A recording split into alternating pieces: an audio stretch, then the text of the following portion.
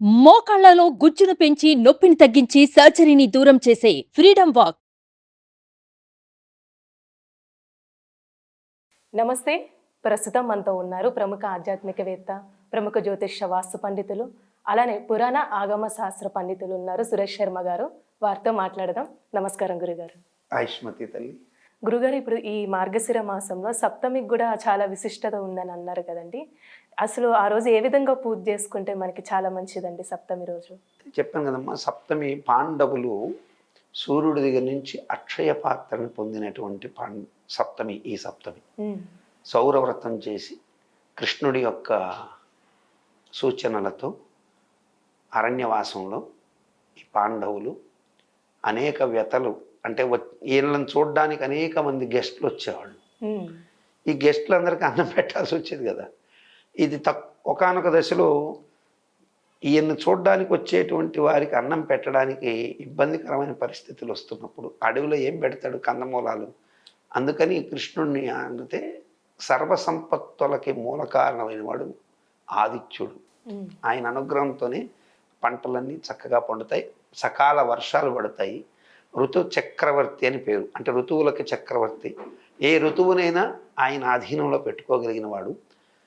కాబట్టి నువ్వు సూర్యుడిని ఆరాధించమనగా సూర్యుడిని ఆరాధించడం మొదలుపెట్టాడు. అందరూ అనుకుంటారు ఒక్క రోజులో సూర్యుడిని ఆరాధించి తెచ్చేసుకోలేదమ్మా ఆయన.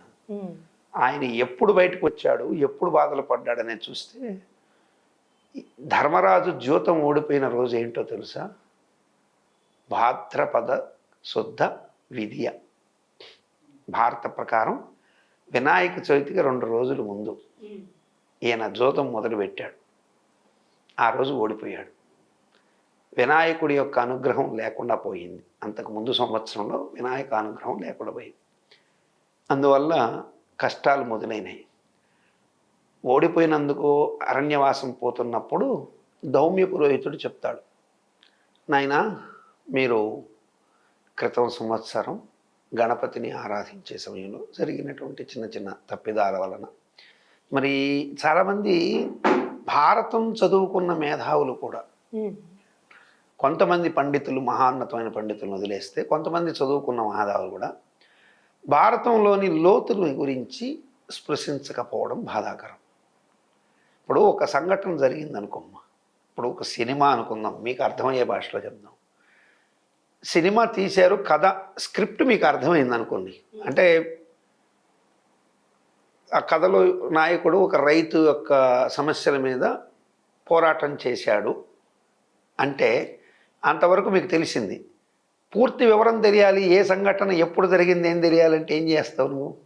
స్క్రిప్ట్ మొత్తం అంటే సినిమా మొత్తం సంఘటనలు ప్రతి ఫ్రేమ్ కూడా చూస్తావా, చూడవా? అట్లా భారతాన్ని కూడా ప్రతి ఫ్రేమ్ కూడా చూడటం, వాళ్ళ మధ్య జరిగిన సంభాషణల గురించి వీళ్ళు చర్చించకపోవడం బాధాకరం. దౌమ్య పురోహితుడు ఎవరయ్యా అంటే పాండవులకి పురోహితుడు. ఆయన పాండవులతో ఎన్ని పర్యాయాలు చర్చించాడు, ఎక్కడెక్కడ చర్చించాడు, సంజయుడు ఏ సమయంలో వచ్చి ధర్మరాజుతో ఏమని సంభాషించాడు, కృష్ణుడు ఏ సమయంలో ధర్మరాజుతో ఏమని సంభాషించాడు, ద్రౌపది ఏ సమయంలో పాండవులతో ఏం సంభాషించింది, ఆయా పాత్రలు ఎప్పుడెప్పుడు ఏమేమి మాట్లాడుకున్నాయి అనేది వివరాలన్నింటినీ కూడా ఉన్నాయి. అవి మన వాళ్ళు పూర్తిగా సంభాషణలు కథలాగా చూడడం వల్ల మనకి ఇవి తెలియట్లేదు. ఆ దౌమ్య పురోహితుడు చెప్తాడు, ఇప్పుడు ఒక విషయం గురించి మాట్లాడేటప్పుడు ఎందుకు తప్పు జరిగిందనేది విశ్లేషించుకోరా? ఇప్పుడు మనమే విశ్లేషించుకుంటామే. ఒక 100 రూపాయలు పోగొట్టుకుంటే, ఇప్పుడు సపోజు మన ఇంట్లో దొంగలు పడితే మన బంధువులు వస్తారా? ఎలా పడ్డారు, ఏ పక్క నుంచి పడ్డారు, ఓహో ఇక్కడ కెమెరా లేకపోతే ఈ పక్క నుంచి వచ్చి ఉండొచ్చును, లేకపోతే వెనక పక్క గోర్ఖా లేడు కాబట్టి గమనించి గోడ దూకి వచ్చి ఉండొచ్చును, ఇన్ని రకాలుగా మనమే విశ్లేషించుకున్నప్పుడు ఆ యొక్క పురోహితుడు అయినటువంటి దౌమ్యుడు వీరి యోగక్షేమాలని విశ్లేషించలేదనడం ఎంత అమాయకత్వం అవుతుంది. సో ధర్మరాజుతో దౌమ్య పురోహితుల వారు చెప్తారు, నువ్వు పూజ చేశావు కానీ శాస్త్రబద్ధమైన విధి విధానంగా ఆనాడు పూజలో నువ్వు పాల్గొనలేకపోయినావు రాచకార్యాల వల్ల. అంటే అప్పటికి వాళ్ళకి రాజ్యం ఉంది. ఎవరికి? పాండవులకి ఇంద్రప్రస్థపురం ఉంది, చక్కగా రాజ్యం చేసుకుంటున్నారు. కానీ పూర్తి రాజ్యాన్ని లేదు, అర్ధరాజ్యం రావాల్సింది రాలేదు కాబట్టే దాన్ని అడుగుతున్నారు వీళ్ళు. సో అప్పటికి రాజ్యం అనేది కొట్లాట కూడా అడగల, వాళ్ళ పరిపాలన వాళ్ళు చేసుకుంటున్నారు. ఈ మాత్సర్యంతో ఓర్వలేని దుర్యోధనుడు పిలిచి అది కూడా ఓడగొట్టబట్టే కదా యుద్ధం వచ్చింది. అది కూడా వెరుక్కున్నాడు, వీళ్ళు ఎందుకు బాగుండాలి అని. అంటే దుర్యోధనుడు అకృత్యాలని నిజంగా దౌర్భాగ్యం ఏంటంటే మన సినిమాలో ప్రతి నాయకుల్ని హీరోలను చేసి సినిమాలు తీయడం అనేది ఎక్కువైపోయింది. ఖల్నాయక్స్ పాత్రలో విలన్ని హీరోగా చూపించే సంస్కృతి చాలా దుర్మార్గమైన సంస్కృతి అది. ఆ సంస్కృతి ఎప్పటికీ పొగడబడదు. ఆ పాత్రలోని గొప్పతనాలు ఎలివేట్ చేసి చూపించడానికి ఆయన ఆత్మాభిమానం గల్లోడని దుర్యోధనుడునో లేకపోతే రావణాసురుడు గొప్పవాడని చూపించడము అది ప్రేక్షకులకు ఏదో ఆనందాన్ని కలిగించవచ్చు కానీ వాస్తవం అయితే కాదు. అది ప్రేక్షకులను కాదు కానీ ధర్మాన్ని పక్కద్రోవ పట్టించేది. సో ఆనాడు దుర్యోధనుడు చేసిన అకృత్యాలను కూడా చూపించి తర్వాత ఇది చూపిస్తే బాగుంటుంది, అది చూపిలా. దుర్యోధనుడు గొప్పవాడు అన్నట్టుగా చూపించడం కరెక్ట్ కాదు. సో కాబట్టి అనేక పాత్రలు అలా చూపిస్తుంటారు. ఇక్కడ కూడా దౌమ్య పురోహితుడు జరిగినటువంటి తప్పుని రాజకార్యాల నిమిత్తం నువ్వు చేయలేకపోవడం వల్ల ఆ పాపమే నీకు ఇటు తగిలింది. వినాయకుడు అనుగ్రహం లేదు కాబట్టి నువ్వు ఇదే రోజు ఓడిపోయినావు. చవితికి గణపతి పూజ చేసుకొని పక్కనాడు ఆ పరును ఇది చవితికి పక్క రోజు వచ్చేటువంటి పంచమిని ఋషి పంచమి అంటారు.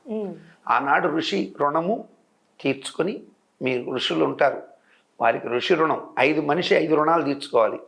మాతృ రుణం, పితృ రుణం, దేవ రుణం, గురు రుణం, ఆచార్య రుణం, అట్లాగే దేవతా రుణం. ఈ మాత, పితృ, దేవ, ఆచార్య, ఋషి ఈ 5 రుణాలు తీర్చుకోవాలి. ఆ గురు రుణం నువ్వు ఎటు తీర్చుకున్నావు, ద్రోణాచార్యుడికి వాళ్ళకి సేవలు చేసావు, మాతృ రుణం తీర్చుకుంటూనే ఉన్నావు, పితృరుణాన్ని చేసుకుంటున్నావు, కొంత లోటు జరిగింది.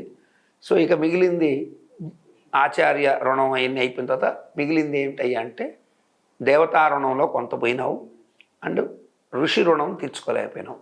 ఆ రుణాలు తీర్చుకొనైనా మంచి జరుగుతుంది అని చెప్పగా ధర్మజుడు బయలుదేరి అడవిలోకి వెళుతూ దౌమ్య పురోహితుడి సలహా ప్రకారం ఆనాటి నుంచి సూర్యుడిని ఉపాసించడం మొదలుపెట్టాడు. ఎందుకు సూర్యవంశం అంటే సూర్యుడిని ఆరాధిస్తే నీకు మంచి మార్గం దొరుకుతుందని చెప్పాడు. ఆ తదుపరి కృష్ణ భగవానుడు వచ్చి నువ్వు ఆరాధిస్తున్న సూర్యుడే నిన్ను అనుగ్రహిస్తాడు, ఆయన్ని వేడుకోవయ్యా అని చెప్తే మార్గశిర మాసం పెట్టగానే ధనుర్మాసంలో సూర్యుడు ధనుసు రాశిలో పితృరాశిలో రంగా పితృతర్పణాలు వదిలి పితృదేవతను స్మరించి ఋషి రుణాలు తీర్చుకొని సూర్యుడిని ప్రార్థించగా అక్షయ పాత్ర ఇచ్చాడు. ఆ తదుపరి అక్షయ పాత్ర ఇవ్వడం వల్ల ఆ యొక్క పుణ్యాన్ని సంపాదించుకోగలిగాడు, అందరికి అన్నం పెట్టగలిగాడు. ఆ తదుపరి అక్షయ పాత్రను తిరిగి సూర్యభగవానుడికి అర్పించేసి అజ్ఞాతవాసానికి వెళ్ళిపోయారు. 13 సంవత్సరాలు లోటు లేకుండా అరణ్యంలో బతికారంటే సూర్యభగవానుడి కృపచేత బతికారు. అలా సూర్యభగవానుడు ఇవ్వలేనిది ఏమీ లేదు. ఆ అనుగ్రహం అంతా తిన్నారు కాబట్టి అజ్ఞాతవాసంలో వీరు దిగ్విజయంగా పూర్తి చేయగలిగారు. మరి ఇక్కడ చాలామందికి వచ్చే ఒక ధర్మ సందేహం, గురుగారు మరి భాద్రపద మాసంలో ఈయన అడవికి వెళ్ళిపోతే మరి ఆశ్వీజ మాసంలో దసరా రోజు కదా శమి పూజ చేసి ఈయన మనకి ఉత్తర గోగ్రహణం చేసినట్టుగా నర్తనశాల సినిమాలు చూపించారు. ఎస్, అది నిజమే. ఎలా నిజము అంటే భాద్రపద మాసం నుంచి లెక్కేసుకున్నప్పుడు క్షయమాసాలు, మలమాసం, వృద్ధి మాసాలు, అధిక మాసాలు ఇవన్నీ కలుపుకున్నప్పుడు అక్కడికి పూర్తయింది. ఎప్పటికీ భాద్రపద మాసానికి పూర్తి అయిపోయింది. కాబట్టే వీళ్ళేమనుకుంటున్నారు, వీళ్ళు వెళ్ళిపోయిన ప్రకారం ఇంకా పూర్తి కాలేదు, ఆశ్వీజ మాసం దాకా ఉంది ఈ నియమం అని వీళ్ళు అనుకుంటున్నారు, ఎవరు కౌరవులు. కానీ పూర్తి అయిపోయింది ఎప్పుడో, భీష్ముడు ఎప్పుడు చెప్పాడు, అరే ఎప్పుడో భాద్రపద మాసం అధిక మాసాలతో కూడా పూర్తి అయిపోయింది, భాద్రపదం తర్వాత వచ్చిన ఆశ్వీజంలో వీరు ఆ అధిక మాసం వల్ల వచ్చేసి పూర్తి అయిపోయింది కాబట్టే అర్జునుడు నేరుగా యుద్ధానికి వచ్చేసాడని చెప్పి చెప్తాడు. కాబట్టి సూర్యుడిని ఈనాడు గనక ఎవరైతే అనుగ్రహం కోరుకుంటారో సూర్యుడి ద్వారా సమస్త శుభాలు పొందవచ్చు. ఎలా పొందవచ్చు? ఎర్రని గోధుమలు, ప్రత్యేకంగా ఎరుపు గోధుమలు ఉంటాయి. అలాగే ఎర్ర బియ్యం అంటారు, మన కేసరి బియ్యం అంటారు దాన్ని. ఇప్పుడు మనకి మార్కెట్లో కూడా దొరుకుతున్నాయి. రెడ్ రైస్ అంటారు.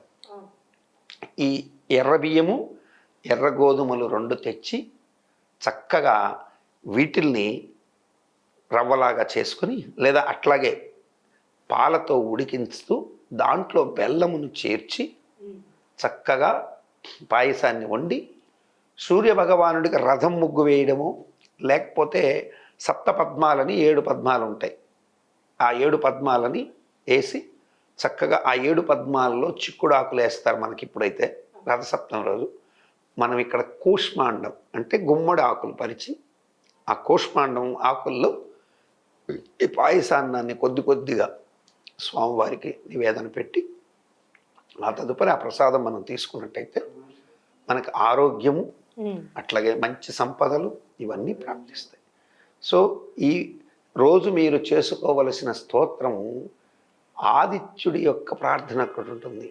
అది ఆదిత్య హృదయం చేసుకోవచ్చు, అట్లాగే మీరు అరుణ సౌర పారాయణ బ్రాహ్మణుని పిలిచి పారాయణ చేయించుకోవచ్చు. కానీ ఆదిత్యుడికి భవిష్య పురాణంలో చెప్పినటువంటి దండకం ఒకటి ఉంది. దాంట్లో గాయత్రి మంత్రం సమ్మిళితమై ఉంటుంది. ఈ యొక్క సూర్యుడికి సంబంధించిన సూర్యమండల స్తోత్రం అద్భుతంగా ఉంటుంది. అది వినడానికి కూడా నమోస్తు సూర్యాయ సహస్రస్మయే అని ప్రారంభమవుతుంది. దాంట్లో గాయత్రిని కూడా మిళితం చేసి భవిష్య పురాణంలో ధర్మజుడికి ధర్మరాజుకి ఈయన ఎవరు మన కృష్ణ పరమాత్మ చెప్పినట్టుగా ఉన్నది భవిష్య పురాణంలో. నమోస్తు సూర్యాయ సహస్రరశ్మయే సహస్రశాఖాన్విత సంభవాత్మని సహస్రయోగోద్భవ భావభాగిని సహస్రసంఖ్యాయుధారిణీ నమః. యన్మండలం దీప్తికరం విశాలం రత్నప్రభం తీవ్రమనాదిరూపం దారిద్ర్యదుఃఖక్షయకారణంచ పునాతు మాం తత్సవితుర్వరేణ్యం. యన్మండలం దేవగణైసు పూజితం విప్రైస్తుతం భావనముక్తికోవిదం తం దేవదేవం ప్రణమామి సూర్యం పునాతు మాం తత్సవితుర్వరేణ్యం. అంటే దారిద్ర్యమును దుఃఖమును క్షయము చేసేటువంటిది. ఇప్పుడు వీళ్ళకి దరిద్రము ఉంది, ఎవరికి? పాండవులకి దారిద్ర్యము ఉంది, దుఃఖము ఉంది, అన్నిటినీ పంచేవాడు. అట్లాగే అరణ్యాల్లో తిరిగే వాళ్ళకి ఎప్పుడు ఏ పిశాచం వచ్చి పైన పడుతుందో తెలియదు, ఏ సర్పం కాటు వేస్తుందో తెలియదు, ఎక్కడ భూమిలో దిగబడతారో తెలియదు, ఏ శాఖ అంటే ఏ చెట్టు కొమ్మ విరిగి నెత్తిన పడుతుందో తెలియదు, ఏ చెట్టు కింద పడుకున్నప్పుడు గబక్కని మంచి గాలి ఇచ్చినా లేకపోతే సడన్గా చెట్టు కొమ్మ విరిగి మీద కింద పడి చచ్చిపోతాడో తెలియదు. దీన్ని ఊహించని ఆపదలు అంటారు. పునాతు మాం తత్సవితుర్వరేణ్యం అంటే ఈ బాధల నుంచి కూడా అన్నిటినీ కూడా రక్షించేటువంటి గాయత్రి మంత్రాన్ని అనుసంధానం చేసి చెప్పినటువంటి సూర్యమండల స్తోత్రం ఇది చాలా పెద్దది. సో ఇలా ఆ సూర్యమండల స్తోత్రాన్ని కనుక పారాయణ చేసుకొని సూర్యమండల స్తోత్రం అని కొడితే యూట్యూబ్లో మొత్తం దీన్ని చక్కగా వస్తుంది, వినొచ్చు కూడా. అది పారాయణ చేసుకుంటూ తెలుగు PDF కొట్టుకొని దాన్ని డౌన్లోడ్ చేసుకొని చక్కగా సూర్యనారాయణుడికి ప్రార్థన చేసి నివేదన పెట్టి తీసుకుంటే సకల సంపదలు నిస్సంశయంగా వస్తాయి. పాండవులకే వచ్చాయి, మనకెందుకు రావు? తప్పకుండా వస్తాయి. చాలా చక్కగా తెలియజేశారు గురుగారు. ధన్యవాదాలు.